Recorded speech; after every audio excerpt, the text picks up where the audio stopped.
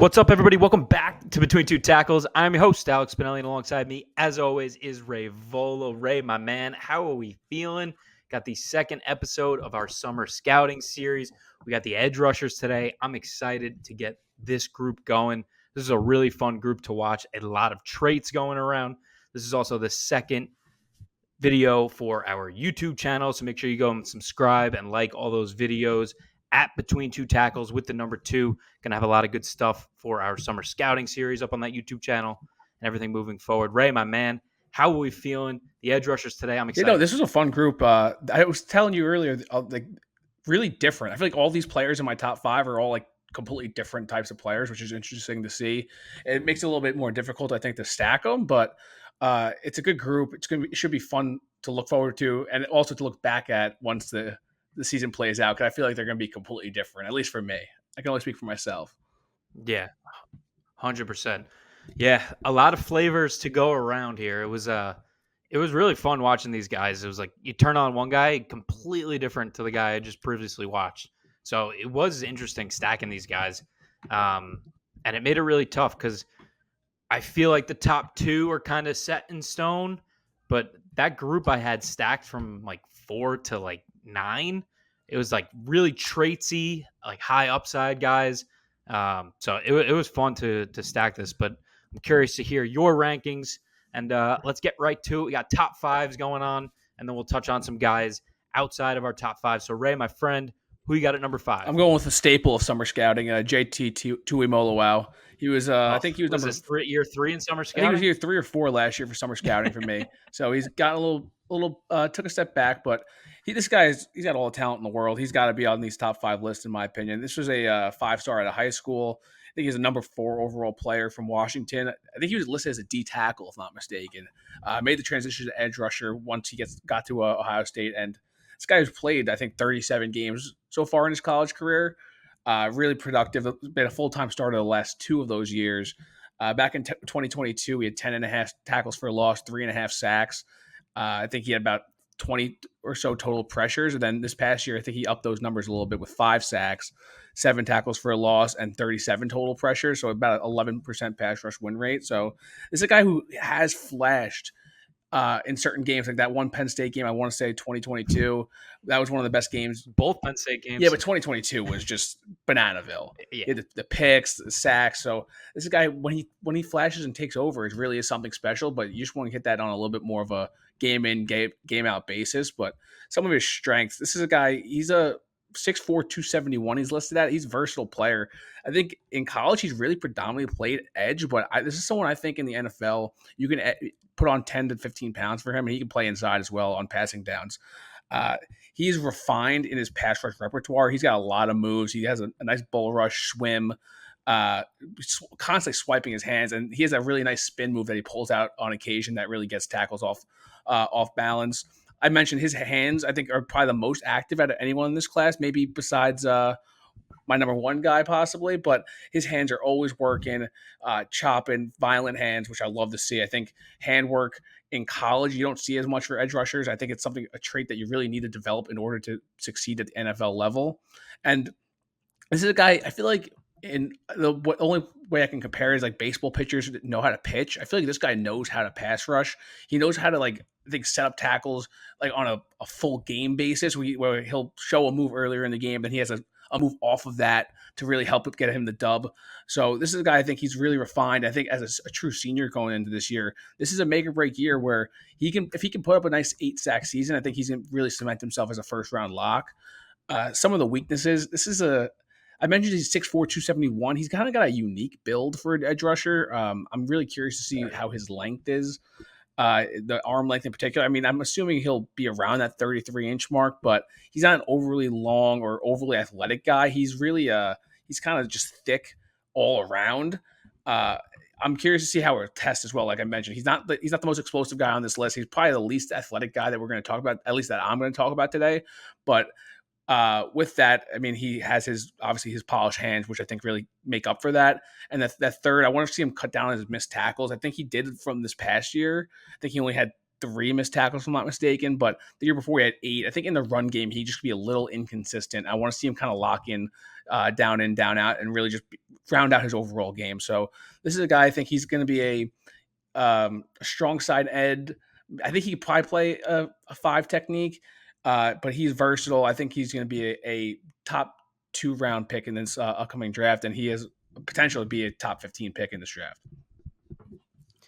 Yeah, this is a high floor player, I think, at the moment. This is not a guy that I'm drafting in the first round to, take over my D line room.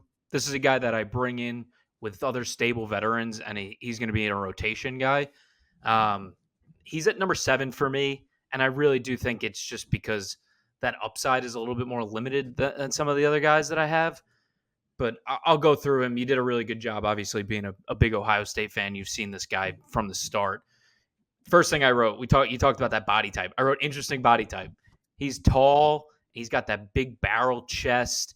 Not the longest guy, but he's a good athlete for his size. And I also wrote, think he can play inside if he added 10, 15 pounds. I think he'd be really, really good inside because of all the stuff he does with his hands. Fluid mover. He gets off fast, and he did some really good stuff this year from 2022.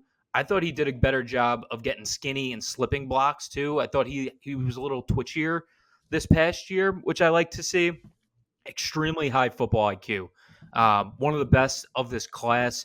His instincts are off the charts. He knows when to get his hands up. He knows when there are slants cutting across his face, and he needs to get his hands up if he's not in a good position to make a bull rush. And then the last thing I wrote, competitive toughness and strength are big pluses in his favor. But the reason I have him outside is you talked about it, the inconsistency in his play. I think for him, he's just so ultra talented. He just doesn't win enough on the outside. And it's really strange. And I don't really know where to put my finger on it because I do like his pass rush repertoire like you talked about. And I think for him, a lot of the times, he's thinking the game too much a little bit and not letting the game come to him, and he's not reacting enough. Like, he's thinking about his pass rush plan. You can see it on tape. You see it, like you talked about, the way he's setting up guys, the way he's setting up tackles. I think he's maybe just thinking a little bit too more. I think he's just got to go out there and play, let his gifts take over, and then I think he's going to do really well. But he is an extremely high floor type of player, a guy I would be comfortable taking in the top 50 easily.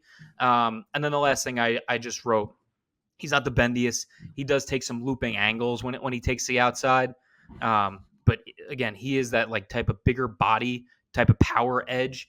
So for me, I got him at 7, but this is a guy that I would put in the top 5 and feel comfortable. I think the guys I have in my 4 to 8 range are all very similar type of players that I'd feel comfortable top 50 picks easy. Yeah, no. All right. I agree with what you're saying. I think top 50, there are a lot of guys in that. I want to say like that early second round range. I can see a lot of these edges come off the board in that range. And you mentioned how he's like a power end. I feel like there's a lot more of those in this class, especially in summer scouting, than there have been in the past. So really excited to see if you have any other of those power guys on your top 5s. Yeah, I'm going to talk about one right here. For me, at number 5, I got Ashton Gillotte from Louisville, 6'3", 275. This past season, 58 pressures, 11 sacks on almost an 18% pass rush win rate. He also had 7 sacks in 2022. So this has been an extremely consistent player for Louisville the past few years. Gilotte's a power edge, like we just talked about it. He uses his mass and his sheer will to destroy offensive linemen. His hands are just so heavy and so violent. He refuses to be blocked. He works through double teams with ease. He uses his strong grip strength to knock offensive linemen off balance. He doesn't have a ton of moves, but his two-hand swipe and his bull rush are so powerful. Those are his go-tos, and that's what he can really lean on. That's what he can hang his hat on. In that Notre Dame game, man, he knocked back Joe Alt a few times, which I didn't see a single other player in the class when I was watching Joe Alt tape this past season do. He knocked back Blake Fisher, who was a second-round pick. I don't know who the guard was for Notre Dame. That left guard. Good for him. I'm not calling him out by name because he absolutely got fucked up a few times by Gillotte. I mean, it was crazy. I literally said, "Oh shit!" Like there was once where he literally carried him back into Hartman, just into Sam Hartman, destroyed him. So for that guard, I'm sorry. Thank God I'm not using your name on this podcast. The motor is off the charts. He brings it every single play. He's a versatile D lineman that he plays inside really well as well. I think he actually maybe projects a little bit better on the inside as like a 3 tech or 3-4 end. But he does have juice on the outside. In 2022, he made Bruce Feldman's freak list with his background as a state finalist in weightlifting in college, in high school. He clocked almost 20 miles an hour on the GPS, and he also power cleans 405. I didn't see the the GPS, that fast straight line speed as much, but he does have juice off the edge. But man, you see that weightlifting background for sure on tape. For some of the weaknesses right now, doesn't have a ton of length, and I think that's maybe why he ends up getting kicked inside. He's also not the bendiest. He's got average bend when he takes the corner. I think he's got a really high floor at this point rather than a high ceiling. I also think he can work more on his overall hand placement and his leverage. His swipes, his two-hand swipes are really, really good, but I think there are times he could play a little bit too high, get his hands up around the shoulder area rather than underneath the offensive lineman's pads. And I also think he needs to add a counter because he shows it a little bit. He's got some spin moves and some rip moves, but the only real counters that he has are push pull moves, which is basically just off of his bull rush. And I think that spin move or a rip move or a little like a club move would really take him to the next level. But man, he is a fun player, and I'm excited to watch him at Louisville because he just seems to get better and better each year, and he's really, really tough to block. I liked his tape. He was at number 7 for me on the edge rankings. I view him in a similar mold to Brandon Dorlus, I think, last year. I thought Braylon Trice at first, but I think Dorlus is more of a true edge than Dorlus is, I think. Because I don't think Yeah. his home's going to be as inside as Dorlus. But this is a guy, I think you mentioned, I'm not sure if you mentioned his numbers, but this guy's been ultra productive in college. He had 11 sacks last year, and he's got 22 in his 3 years there. So he's someone who just knows how to get after the quarterback. And I agree with a lot of what you said on the strength. I think one thing I don't think I heard you say, but this guy's really disciplined too in the run game. I think he really stays home on those read options and he really knows how to play the run. And like you mentioned, his motor also helps in that aspect as well. On the negatives, his stiffness. I don't know if he's the best bender. And he doesn't really have much of a pass rush arsenal. I think you mentioned that too. Like his hands are a little quiet, albeit when he does use them, they're strong as hell. But I think that's the difference between him and JT for me, where I think I have questions on both their athleticism, maybe length a little bit, and stiffness. But I think JT is just so refined with his hands. That's why I kind of have him up a little bit more than him. So good player. I think he's probably a day 2 guy, top 75 guy right now. And if he has another big year, he maybe work himself up closer to that top 50 range. Right. So we have our 5 and 7 flip flops. Who you got at number 4? I have Landon Jackson from Arkansas at number 4. Nice. Yeah, this is a guy this is probably the most surprised I think I was watching a guy. He's listed 6'7", 281. I was kind of viewing him more as a 5 tech. I was assuming maybe someone who would be maybe even a defensive tackle, but this guy he can play edge, man. He's got juice off the edge. So just some background. He's going into his senior season from Texas. I think he transferred from LSU, if I'm not mistaken. For after 1 year, and he's spent the last 2 years at Arkansas. He started 19 of those games the last 2 years, and in 2023 he had 6.5 sacks, 13.5 tackles for losses, and 22 pressures, about 10% pass rush win rate. So he's been pretty productive off the edge for them.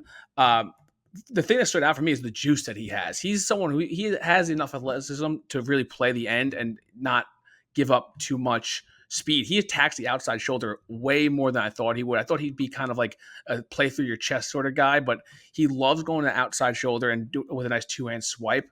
And for someone his size, he can bend a little bit more than and turn a corner a little bit more than I was anticipating too.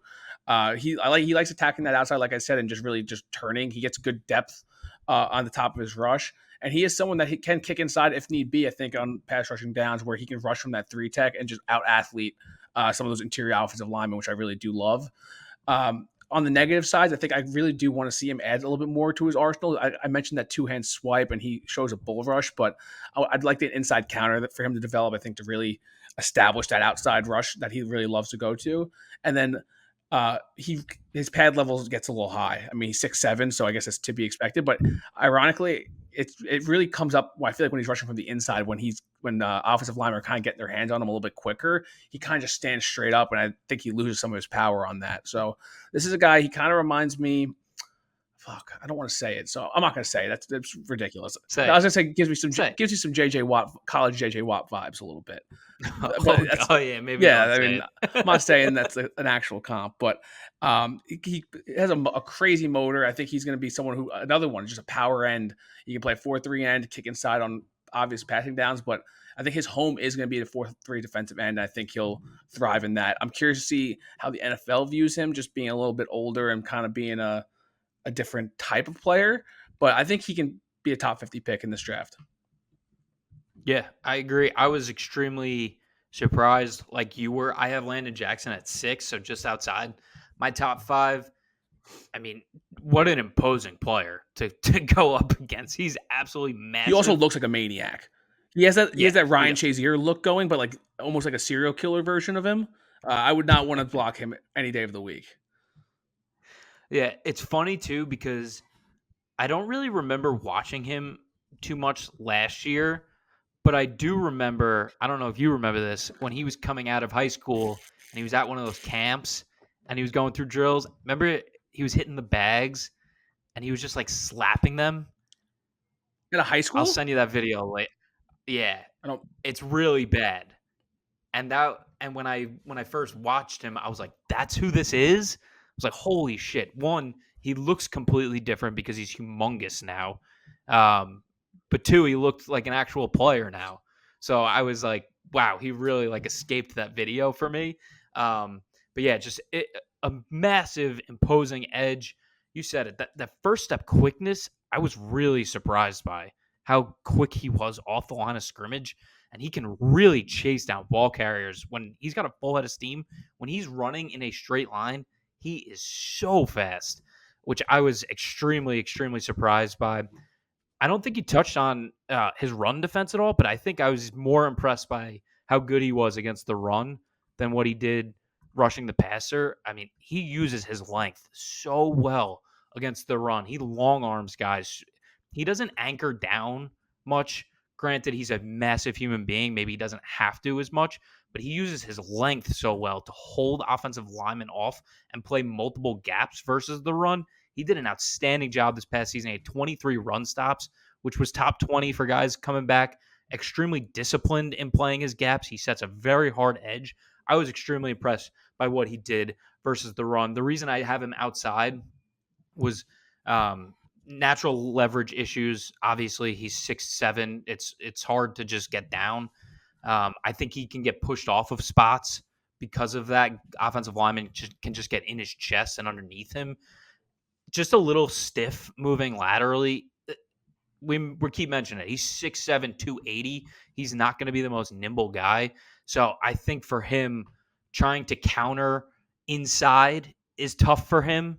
That's why I think why he likes to take the edge a little bit more. But I think some of those moves where either like that Euro step moves, the cross jab moves, like moving inside, those moves are tough for him to do.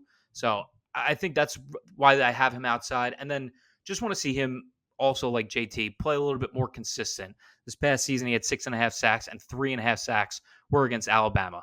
He was outstanding in that game against Alabama. He fucked up Caden Proctor a bunch of times in that game, but the rest of the season was just a little lackluster. I just want to see him play a little more juice, have a little bit more effectiveness and efficiency for the remainder of the season. But man, he is a really, really fun player, and excited to watch him because I think he's like just scratching the surface of what he can be.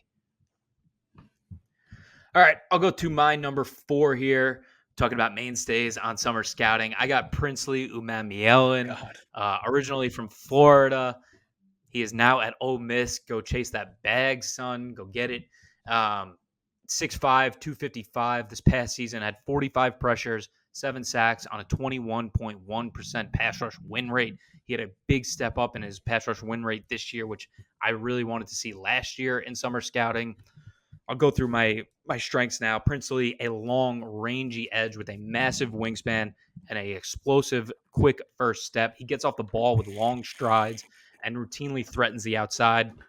He uses that long step and ghost move to really move and get tackles off balance and sink under blockers, strikes. I know we talked about this last year when I brought him up in summer scouting, and you didn't think he was that fast. And I think it's just that long step, and it's kind of like the Latu move where he like jumps by Yeah, tackles. despise it. That ghost move, it's really effective. And I think that's a really hard move, an advanced move to pull off. He does love it, and he goes to it a lot. Again, I'd like to see him add a little bit more, but I think he's got that move in his bag, and I think that's really, really tough to block. He shows good ability to go inside, though. He's got that Euro step cross jab move. He's an extremely fluid mover, has good closing speed. He's got flexibility on every pass rush down, whether it's bending the edge or he's cutting through traffic. His missed tackle rate is high, but I thought he did a really good job of using his wingspan to wrap up tacklers. I didn't really see him miss too many ball carriers when they were in his grasp. So maybe that number needs to come down a little bit, but I thought he did a really good job wrapping up guys when he had them. For me right now, some of the weaknesses, he needs to continue to add strength and he needs to play tougher. I think you see it a play and then it fades for a quarter where he's not playing tough enough. I think he needs to keep bringing it because he's got all the talent in the world, man. He's a very finesse type of player right now. We talk about for these edge guys, you need to threaten tackles with your power before you can use that speed. Robert Saleh always talks about that. We always bring that up when we have the edge guys. He needs to attack the middle of an offensive lineman's chest, and he can do it with long arms. I also think he needs to play tougher against the run. He tries to make tackles without setting a hard edge, and he tries to work through traffic. He tries to get skinny and slip blocks. I want to see him anchored down, sit down, use your weight, use your mass, and then go use that wingspan to go make tackles. But man, he's got all the talent in the world, and I'm excited to watch him at Ole Miss because they paid a bunch of money for a lot of players this offseason. So hopefully they can all come together and gel a little bit this summer, and they take that next step for that Ole Miss program. Yeah, I mean, I'll admit it. I think I've openly said it at least on last week's episode. I'm an Ole Miss sympathizer. I'm really rooting for them in the SEC. I think they're gonna have a big year. Yeah, Probably gonna end up taking some of their win overs. That being said, I'm not a Princely guy at all. Hand up, admittedly, I didn't even watch him for this because I just remember last time watching him during the season. I was like, I just don't like this guy. I know you think he gets off the ball fast. I think the opposite.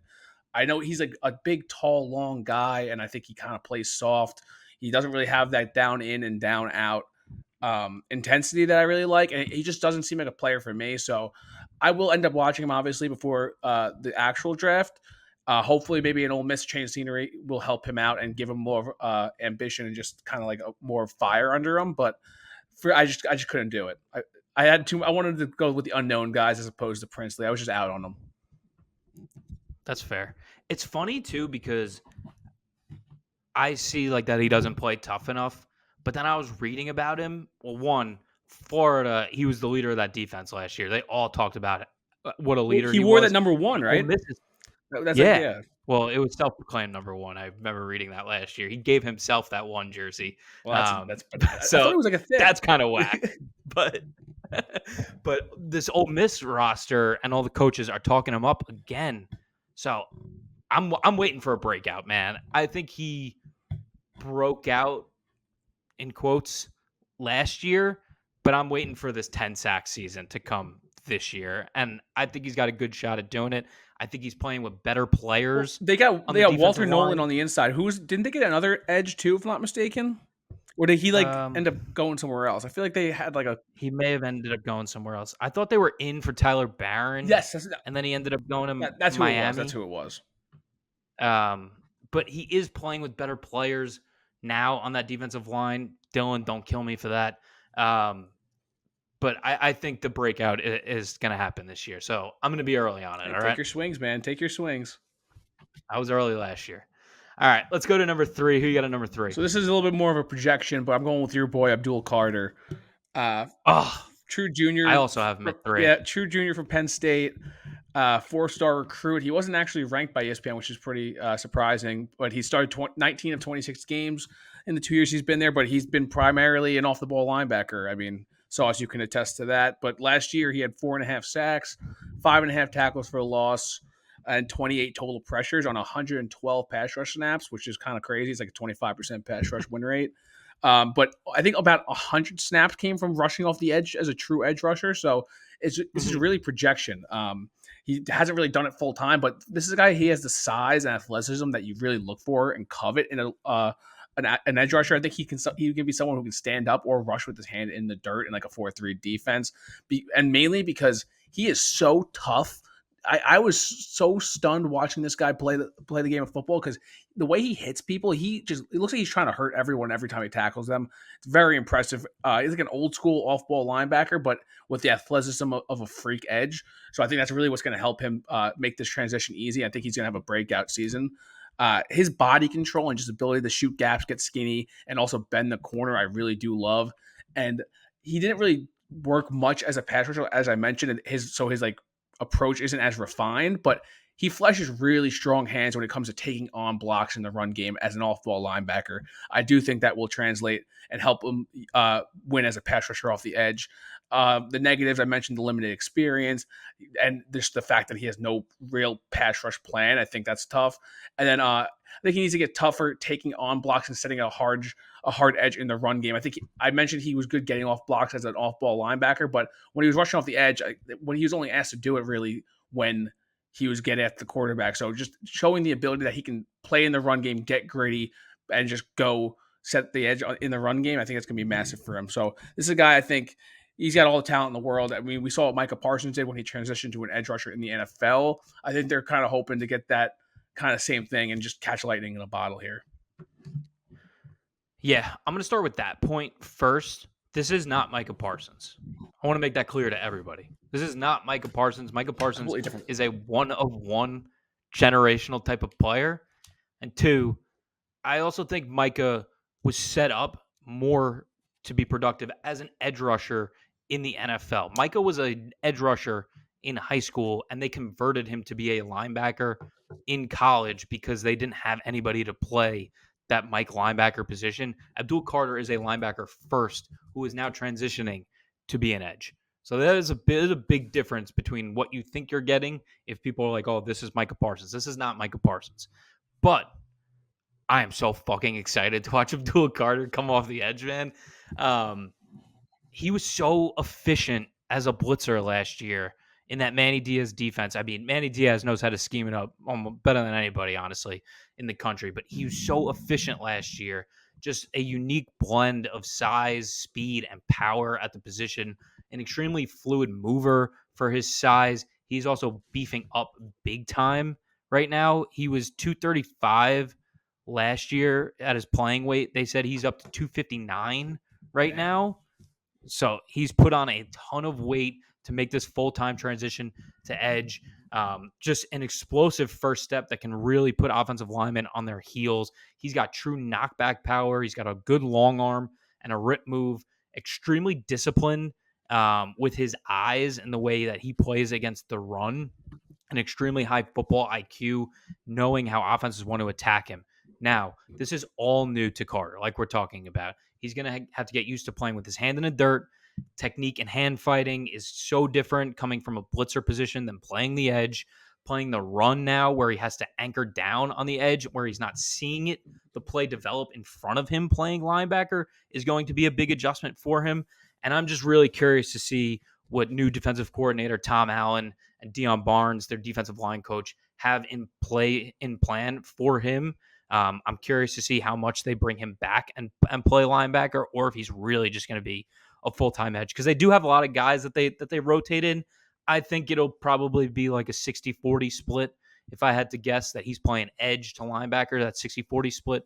But man, I am so excited to watch Abdul Carter play the edge. And if he breaks out this year, first defensive player taken next year. Damn, that'd be tough. I don't know. You think you get that line right now? That'd be a nice investment, nice little sprinkle. Wish. Call up Chris. But yeah, I'm so excited to watch this guy, man. For me, as a Penn State fan, this is probably a top 3 favorite Penn State player that I've ever watched. So I'm super excited to see what he's got in his bag this year. Damn, high praise. He's above Hack.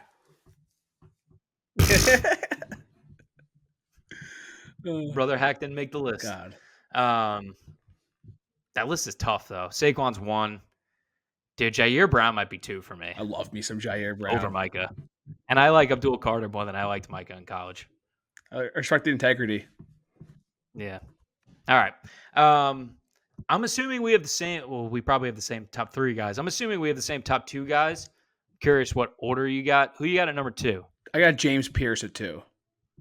Okay, I have James Pierce at 1. So you want to talk about Tyler Barron at 1? I do not have Tyler Barron at 1. Oh, okay. You want to talk about Nick Scourton here? Yeah, And then I'll talk about Pierce? Big Nick. Okay. This is a guy who, another one I was very surprised about just going into the tape. Just first of all, this guy's listed 6'4", 280. That was pretty astonishing to me. I was like, wait, what?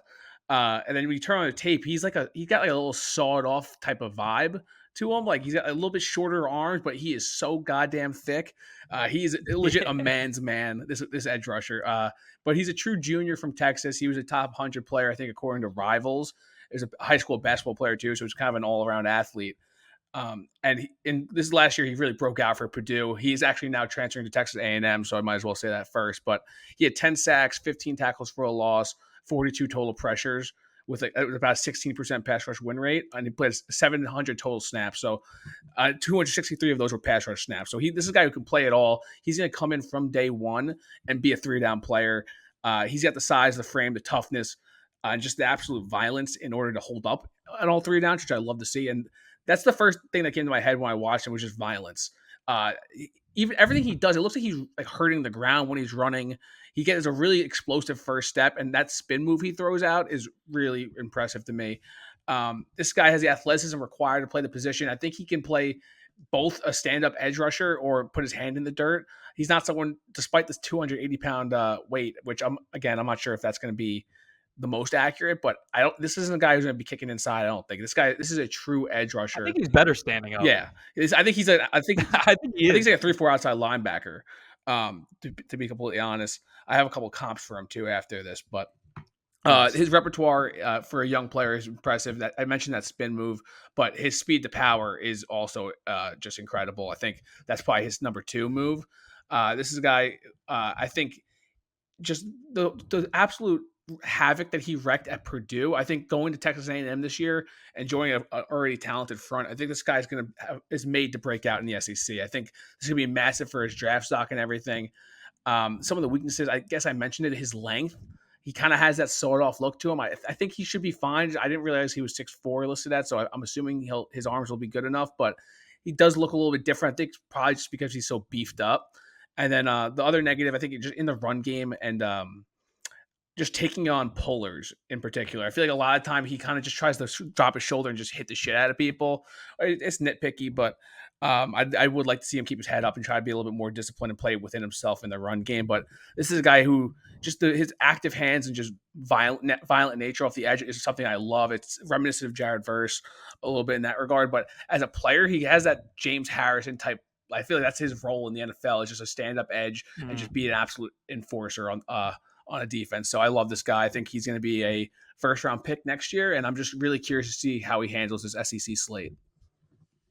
Yeah, you covered him really well. I was so impressed watching him. I won't go too much into him, but man, what a high motor this guy plays with every single play. And I think you mentioned it. What a gas tank this guy has. Over 700 snaps last season, top 20 at the position for a 280 edge is outstanding. But yeah, he's got the goods, man. And I think I'm probably giving him more credit than you are in his run defense. I also wrote for weaknesses, times that he loops back into plays rather than sinking the hips or anchoring down. And there are also times where he's just trying to use his raw power to knock guys over. But I thought for the most part, he did a really good job setting hard edges and forcing guys back to the middle of the field.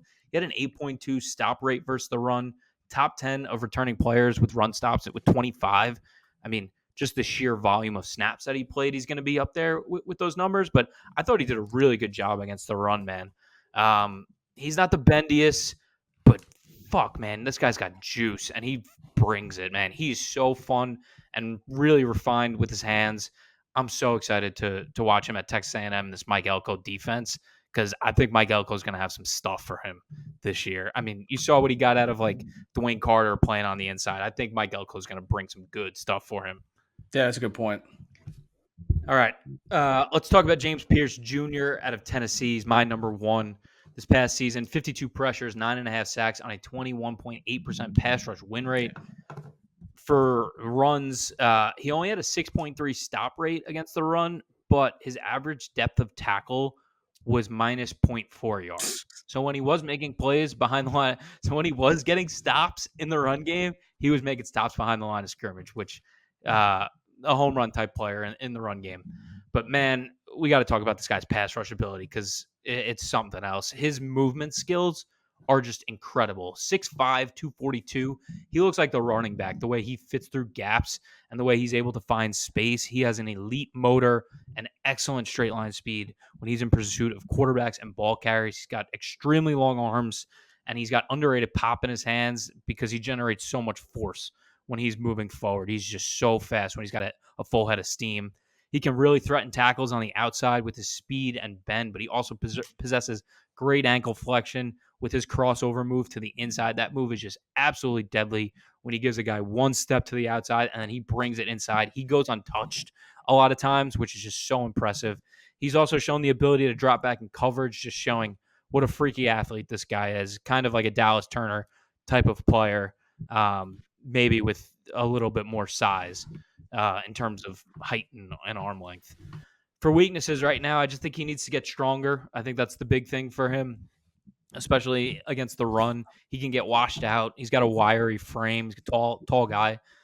He also just doesn't have the necessary mass in his lower half to take on really powerful tackles and just set a hard edge. And I also think he needs to continue to develop his pass rush repertoire because it really is mainly speed now.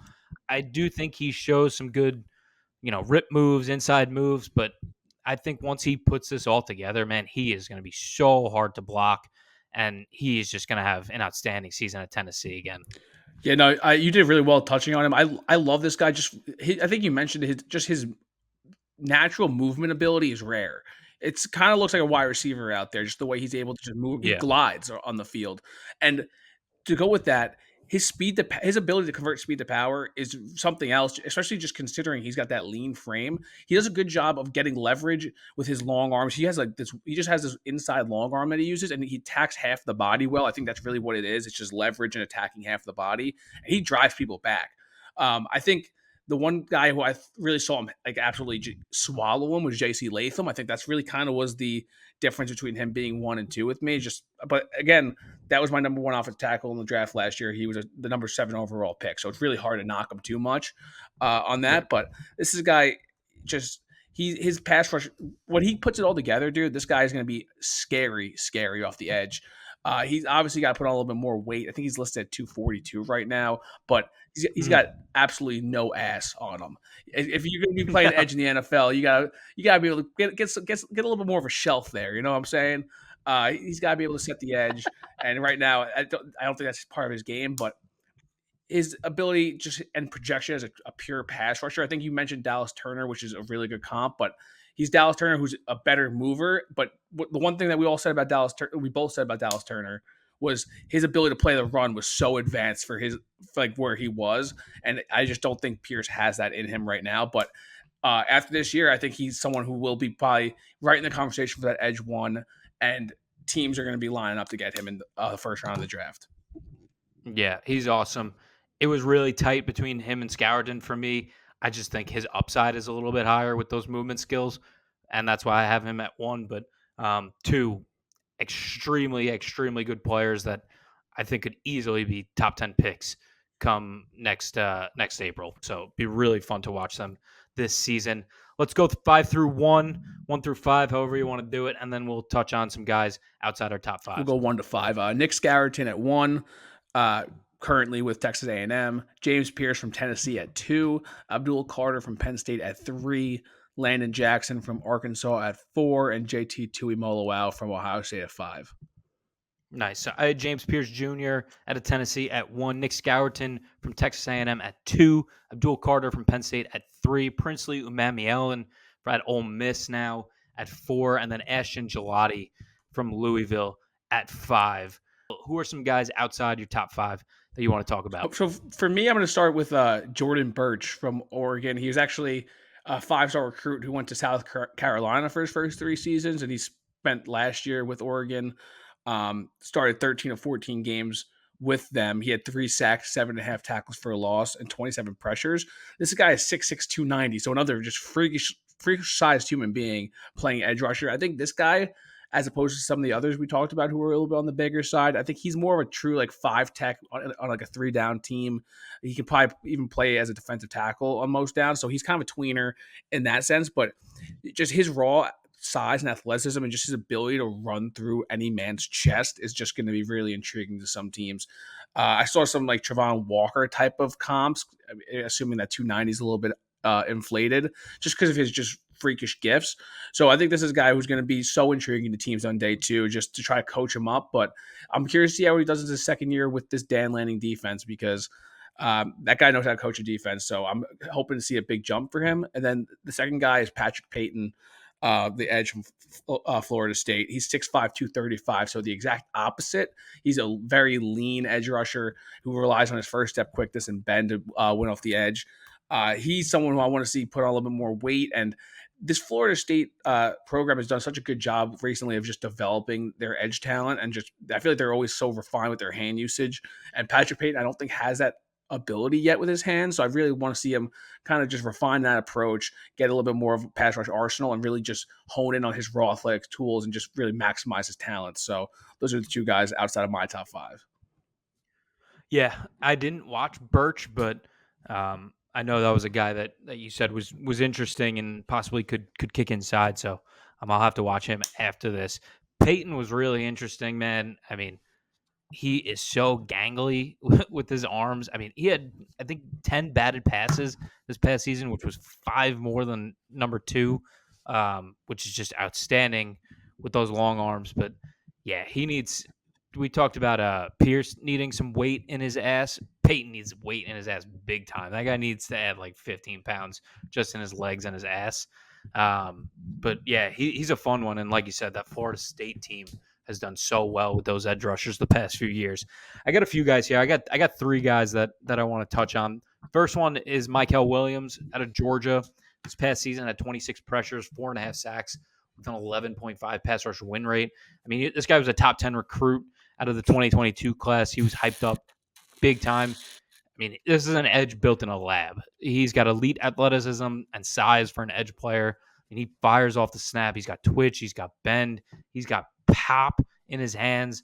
But for me, he just plays way too upright, man. I mean, he loses so much power in his rushes because he doesn't play with any leverage.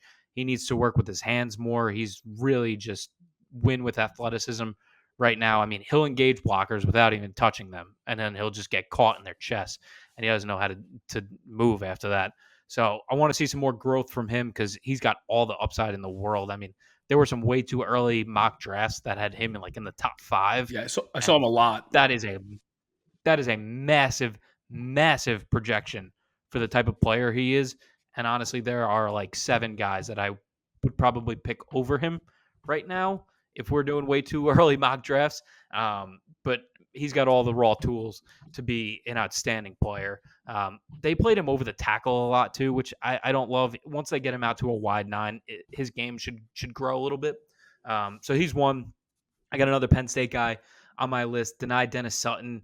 6'5", 258, had 30 pressures with a almost 16% pass rush win rate this year.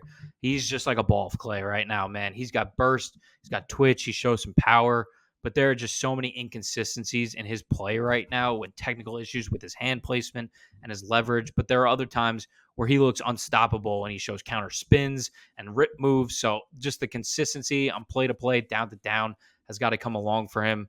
He's really fast, but he does not time the snaps well at all. So there are plays that he looks slow, but like when he's running in a straight line, like he is super, super fast. So I want to see him grow a little bit more. And then the last guy I got is Kaimon Rucker out of UNC. He was so fun to watch, man. He is just like a muscle hamster. They have him listed at 6'2", 250, 265. There is a 0% chance this dude is 6'2". He may be 5'10". Just the Is he way really? That's he's not okay. 5'10".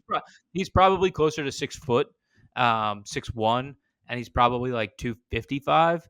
But he's just like a muscle hamster. He is bricked up as shit. And we talked about Scourton playing a lot of snaps. This dude never comes off the field. He is just a ball of energy, brings it every single play. He had 60 pressures this year, 8.5 sacks. So he had a really, really good season for UNC. He's just one of these undersized edge rushers that'll be a third down pass rush specialist. Very similar player to like the Mo Kamara I really liked last year's draft. So he was a really, really fun one. But man, just that size and his length is really going to limit him in terms of being a high prospect. But he was a fun one if you didn't I watch didn't him. get a chance to watch him or DDS, but Michael, I mean, he's got all. I mean, like you said, he has the world at his fingertips. I know I saw a lot of people had him as the number one edge, but this guy's just a ball of clay, Crazy. and with that Georgia logo on his helmet, it's really going to help him out, especially if he has a productive year. Right. All right, my man. That's going to wrap it up for us here on Between Two Tackles. Thank you for listening. Hopefully, you enjoyed our Edge Summer Scouting episode. Stay locked in with us. We got a lot of good stuff coming your way for the summer. We got wide receivers coming out soon. We got offensive linemen coming soon. We got corners coming out all before the start of the season. Just before the season, we're going to do our picks again for each conference. We'll give you our best bets, our dark horses for each conference. Shout out Florida State, baby. Dark horses this Fucking year. bananas. That's going to be a good one. As always, please rate and subscribe to the pod and follow our Twitter at 2tackles with the number 2. Also follow our YouTube channel at Between Two Tackles with the number 2. We're trying to build that up for the summer before the season. So stay locked in with us there. As always, please rate and subscribe. Just said that before. Ray, appreciate you. Let's get it.